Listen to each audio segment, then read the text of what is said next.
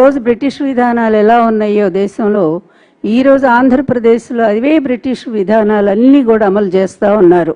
ఇష్టం వచ్చినట్టు నిరంకుశ విధానాలన్నీ అమలవుతూ ఉన్నాయి. ఈ టైంలో మొన్న జరిగినటువంటి ఎలక్షన్లో మన జగన్ గారు ఓడిపోలేదు, గెలిచారు. నిజానికి 104 సీట్లతో ఆ రోజు జగన్మోహన్ రెడ్డి గారు గెలిస్తే, కానీ 11 సీట్లతో మనం ఓడిపోయినట్టు డిక్లరేషన్ ఇచ్చారు. అంటే రేపు మన బాధ్యత ఏంటనేది కొంచెం ఆలోచించాల్సిన అవసరం ఉంది. ఎందుకు మహిళా సైన్యం అన్నానంటే, ప్లీజ్ ప్లీజ్ రేపు ఎలక్షన్స్ని మనం ఎట్లా ఎదుర్కోవాలి, ఇది మెయిన్. ఇవన్నీ పథకాలు నిజంగానే దేశంలోనే జగన్మోహన్ రెడ్డి గారు అమలు చేసినటువంటి, ముఖ్యంగా స్త్రీల కోసం, మహిళా ఎంపవర్మెంట్ కోసం ఆయన చేసిన విధానాలు నాకు తెలిసి ఎవరు చేయలేదు. అన్నీ తీసుకొచ్చి మహిళలకు ఒక అండగా నిలబడి, ఆయనే ఒక అన్నయ్యారు, ఆయన ఒక తండ్రి అయ్యారు, ఆయన ఒక తమ్ముడయ్యారు, ఆ ఇంటి పెద్దయ్యారు, కుటుంబంలో ఒక సంరక్షకుడయ్యారు. ఇన్ని విధాల మహిళలను ఆదుకున్నటువంటి వాళ్ళు నేను ఎక్కడ కూడా చూడలే, ఏ పరిపాలనలో కూడా. మీకు ఒక ఎగ్జాంపుల్ చెప్తాను, మీకు గుర్తుండే ఉంటుంది. నిర్భయ చట్టం వచ్చిన తర్వాత, దేశంలో నిర్భయ చట్టం వచ్చింది కదా, ఆ నిర్భయ చట్టం అనేది కేవలం 4 నెలల వరకు, అంటే చేసినటువంటి నేరాన్ని గుర్తించటం, ఆ నేరాన్ని గుర్తించిన తర్వాత దాన్ని అమలు చేయటానికి తీసుకునేటువంటి టైం ఎంత అంటే 4 నెలల టైం తీసుకున్నారు వాళ్ళు. కానీ జగన్మోహన్ రెడ్డి గారి పరిపాలనలో మరి ఆయన దిశా చట్టాన్ని తీసుకొచ్చారు. ఈ దిశా చట్టం అనేది కేవలం 21 రోజుల్లోనే శిక్షను, నేరం చేసినటువంటి దోషిని గమనించటం, గుర్తించటం, తర్వాత దాన్ని ఎంత త్వరగా అమలు చేయాలి అనేటువంటి విధానంలో 21 రోజులకి దాన్ని కుదించి, ఆ విధంగా మహిళా పోలీస్ స్టేషన్లు, దిశ పోలీస్ స్టేషన్లు ఏర్పాటు చేసి, ఫోన్ ఎక్కడ దాదాపు 1.5 మంది 2 కోట్ల మంది, మన రజనీ గారు చెప్పాలి, మంది వాళ్ళు యాప్లు డౌన్లోడ్ చేసుకున్నారు ఫోన్లో. ఓకే చెప్తా, మా అల్లుడు భాగవతం అంతా వినాలి కదా.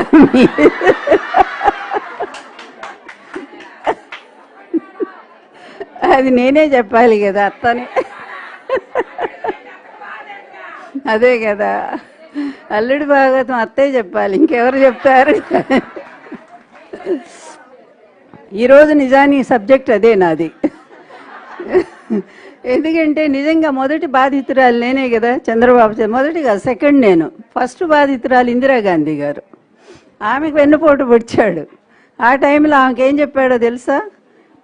అమ్మ, మీరు మా మామకి ఏమీ లేదు ఈ రాష్ట్రంలో, ఆయన రంగులు పూసుకొని ఏదో సినిమాలో యాక్ట్ చేస్తూ ఉన్నాడు, అందువలన కాంగ్రెస్ పార్టీ బ్రహ్మాండంగా గెలుస్తుంది, మీ పేరు అట్లా మారుమోగిపోతూ ఉంది, మీరు అనుమతిస్తే మా మామ మీద పోటీ చేసి నేను బ్రహ్మాండం గెలిచి వస్తే మీకు చూపిస్తాను, ఆ తర్వాత నన్ను సీఎం చేయండి అని చెప్పేసరికి ఆవిడ నమ్మి నిజమే అనుకొని, ఎన్టీఆర్కి అంత ప్రభావం లేదు, సొంత అల్లుడే చెప్పాడు కదా అని కొంచెం నిర్లక్ష్యం కూడా ఉంది.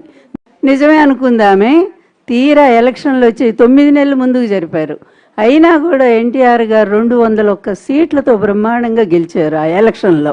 అప్పుడు ఈ పెద్ద మనిషి ఏమయ్యాడు, చంద్రగిరి నియోజకవర్గంలో కాంగ్రెస్ తరఫున పోటీ చేస్తే, తెలుగుదేశం పార్టీ ఆ రోజు ఒక అనామకుడు, సుబ్రహ్మణ్యం ఏదో ఉంది పేరు, అలాంటి ఆయన్ని పెడితే ఆయన చేతిలో కొన్ని వేల ఓట్ల తేడాతో ఓడిపోయాడు. సొంత అల్లుడు ఎన్టీఆర్ గారికి. అంటే ఇతని బీరాలు, ఇతని ఇవన్నీ కూడా ఎలా ఉంటాయి అంటే, ఇది ఒక ఉదాహరణ. అప్పుడు ఇందిరాగాంధీ ఓడిపోయింది కదా కాంగ్రెస్ పార్టీ. ఓడిపోయిన తర్వాత కరెక్ట్గా 2వ నెలలోనే ఎన్టీఆర్ గారి దగ్గరకు వచ్చేసాడు. వచ్చి, మామ ఇంకా నాకెవరు దిక్కు, మీరు తప్ప ఎవరిని ఉన్నారా, మీ అల్లుడిని కదా నేను, అందువల్ల దయచేసి నన్ను పార్టీలో చేర్చుకోండి అంటే, ఆ రోజు పార్టీ మొత్తం వ్యతిరేకించింది ఇతన్ని ఎట్టి పరిస్థితుల్లో కూడా తీసుకోవద్దు, ఇతను కాంగ్రెస్ నుంచి వచ్చాడు, కాంగ్రెస్నే మోసం చేసినటువంటి వ్యక్తి ఇతను అని చెప్పి ఆ రోజు చెప్పినా కూడా భారీని అడ్డం పెట్టుకున్నాడు. అంటే మొదటి నుంచి ఇతని రాజకీయ విధానాలు ఎలా ఉంటాయో చూడండి. అప్పుడు ఆమె ప్రెగ్నెంట్లో ఉన్నారు, భువనేశ్వరి గారు.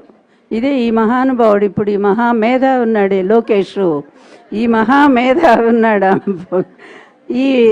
అప్పుడు ఆమెను అడ్డం పెట్టుకొని ఆమెను పంపించి తండ్రి దగ్గర రాయబారం చేయించి మెల్లగా పార్టీలోకి వచ్చాడు. ఎందుకంటే ద క్యామిల్ అండ్ డిజార్ట్ అనే స్టోరీ మనం చిన్నప్పుడే చదువుకున్నాం, మీ అందరికి గుర్తుంటుంది. 7th క్లాస్లో మన నాంటేల్లో వస్తుంది అది. ఏది మన ఒంటె ప్లస్ ఎడారి. ఆ ఒంటె ముందు యజమాని అడుగుతుంది, ఎడారిలో ప్రయాణం చేస్తుంటే ఆ యజమాని ఏమో చిన్న గుడారం వేసుకొని కూర్చుంటాడు. అప్పుడు ఒంటి బ్రతిమలాడుతుంది, యజమాని నాకు కొంచెం చలిగా అనిపిస్తుంది, గుడారంలో కొద్దిగా చోటు ఇవ్వరా అంటే పాపం కానీ జాలిపడి తలవరికి పెట్టుకో, ఎక్కువ లేదు ప్లేస్ అని చెప్తాడు. ఆ తర్వాత మళ్ళీ కాసేపు ఉన్నాక నా తల బాగానే వెచ్చబడింది, నా వీపు బాగా చలి పెడుతుంది యజమాని, ఇంకొంచెం నన్ను అవకాశం ఇవ్వండి, ఇంకొంచెం ఇచ్చాడు. ఆ తర్వాత కాళ్ళు మొత్తం దూరిపోయింది, యజమాని బయటికి దోసింది, యజమాని చచ్చిపోయాడు చలికి, ఇవంటి మాత్రం హాయిగా ఉంది. సేమ్ ఈ కథలో ఉండేటువంటి క్యామెల్ లాంటి వాడే చంద్రబాబు నాయుడు. ఒంటే ఈ ఎడారి వంటే. అట్లాగే నా విషయం చెప్తా వినండి. మా పెళ్ళికి ముందు బ్రహ్మాండమైన గొడవ, మామూలు గొడవలు చేయలేదు అతను. ఎన్ని విధాల తిరుపతిలో అనౌన్స్మెంట్ చేయటానికి ఎన్టీఆర్ గారు దాదాపు 5-6 లక్షల మంది జనం తిరుపతిలో ఆ రోజు. ఆయన చెప్తూ, నాకు అనారోగ్యంగా ఉన్నప్పుడు, నా ఆరోగ్యం బాగలేనప్పుడు ఒక స్త్రీ నన్ను కాపాడింది, నన్ను ప్రాణాలు రక్షించింది, ఆమె ఒప్పుకుంటే ఆమెను మీ అందరి సాక్షిగా వివాహం చేసుకుంటానని చెప్తే అప్పుడు ఆయన నన్ను పిలిచారు, కమాన్ అండ్ అయాస్ లక్ష్మి అన్నారు. నేను లేచాను కుర్చీలోంచి వెళదామని, అంతే లైట్లు బంద్, మైకులు బంద్. ఏంటి అసలు ఏం జరిగింది ఎవరికి అర్థం కాల. తీరా చూస్తే ఈ చంద్రబాబు నాయుడు మొత్తం బంద్ చేసేసాడు. అంటే మా అనౌన్స్మెంట్ను కూడా తట్టుకోలేనటువంటి పరిస్థితి.